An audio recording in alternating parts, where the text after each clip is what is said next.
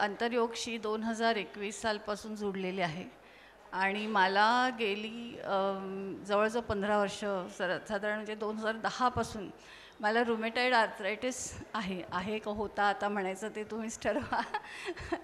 तर त्यावेळेला आमच्या फॅमिलीमध्ये वगैरे बरेच प्रॉब्लेम्स होते, खूप स्ट्रेस होता आणि त्यामुळे तो सुरू झाला.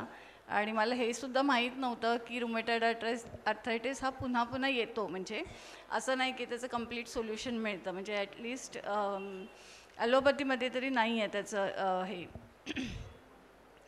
तर त्यानंतर म्हणजे मी इतका त्रास सहन केला आहे की माझा गुडघा सुजलेला आहे, माझे शोल्डर्स फ्रीज झाले होते, एल्बो फ्रीज झाला होता, म्हणजे असं इथून इथपर्यंत जायचं म्हटलं तरी 15 मिनटं लागायची मला, इतकं मी हे केलेलं आहे. ड्रेस कधी कधी शोल्डर्स फ्रीज झाले तर मला ड्रेस कापायला लागला होता, म्हणजे काढता येत नव्हता.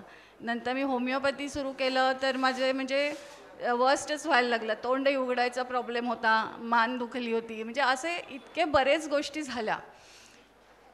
त्यावेळेला मी अजूनही गुरुजींकडे येत नव्हते, म्हणजे मला गुरुजींबद्दल काही माहिती नव्हतं. त्यानंतर मी गुडघ्यावर पडलेसुद्धा होते, पडल्यावर उठतानासुद्धा माझं पहिलंच हे होतं की मी उभी तरी राहू शकेन की नाही, पण तेव्हाही मी उभी राहू शकले होते.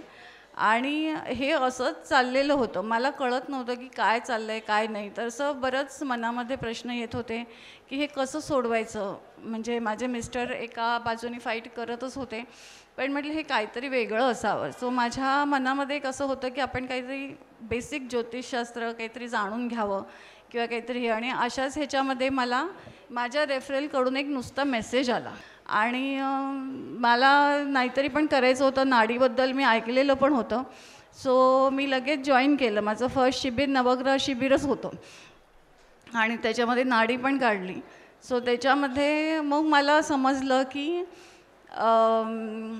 म्हणजे नाडीमध्ये मी जेव्हा मेडिसिन चॅप्टर घेतला होता त्याच्यामध्ये मला समजलं की हे निगेटिव्ह एनर्जीजमुळे आहे. म्हणजे त्याच्यात त्यांनी असं दिलं होतं की तुम्हाला डॉक्टरसुद्धा मिळणार नाही किंवा तुम्हाला चालता पण येणार नाही, अशी वेळ येईल तुमच्यावरती. आणि ते मला अनुभव येत होते की म्हणजे मी दरवेळेला गुडघ्यावरच पडायचे, सगळीकडे मी पडूनच आलेली आहे.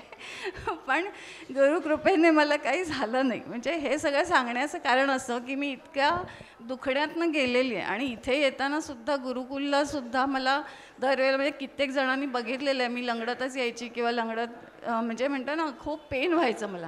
पण इथे आल्यानंतर ते पेन खूप रिड्यूस व्हायचं. म्हणजे घरून इथे येईपर्यंत मला असं येऊ की नको असा प्रश्न असायचा, पण इथे आल्यानंतर सगळं छान असायचं. आश्चर्य वाटेल, आता गेले 2 महिने मी औषधसुद्धा घेत नाही आहे. माझं सगळं दुखणं गेलं आहे.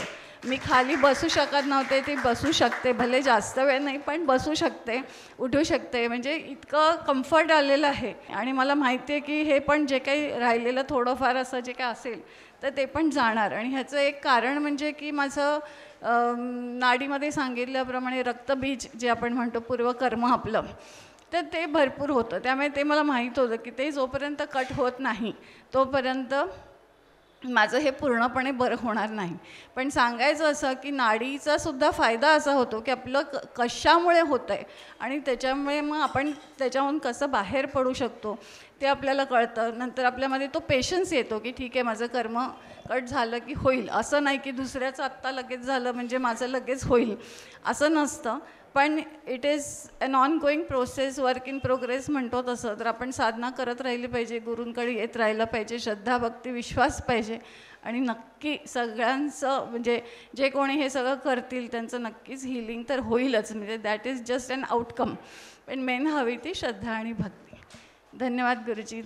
हमारे भारत देश के लाखों लोग साइंस ऑफ हीलिंग की दिव्य साधना में सहभागी होकर अपने मेडिकल रिपोर्ट्स में अद्भुत सुधार का अनुभव कर रहे हैं। शारीरिक स्वास्थ्य, मानसिक शांति, स्वयं की रोग निवारण शक्ति की जागृति, ऐसे अनेक लाभ पा रहे हैं। मैंने अस्पताल नहीं खोला है, आप हील भी हो जाओगे तो आपके रेफरल को ये मत बोलना कि यहाँ ठीक होता है इसलिए आना। साधना करने आना, नरसिंह के लिए आना, जो बाधा है वो अपने आप चली जाएगी। साइंस ऑफ हीलिंग के शिविर में सहभागी होने के लिए हमसे संपर्क करें और तनाव मुक्त, पीड़ा रहित, आनंदी और उत्साहपूर्ण जीवन जिए। ऐसे अद्भुत अनुभव देखने के लिए हमारे YouTube चैनल को आज ही सब्सक्राइब करें और बेल आइकन दबाएं। चलिए हम सब आचार्य उपेंद्र जी के साथ मिलकर भारत को स्वस्थ समृद्ध राष्ट्र बनाते हैं। जय हिंद।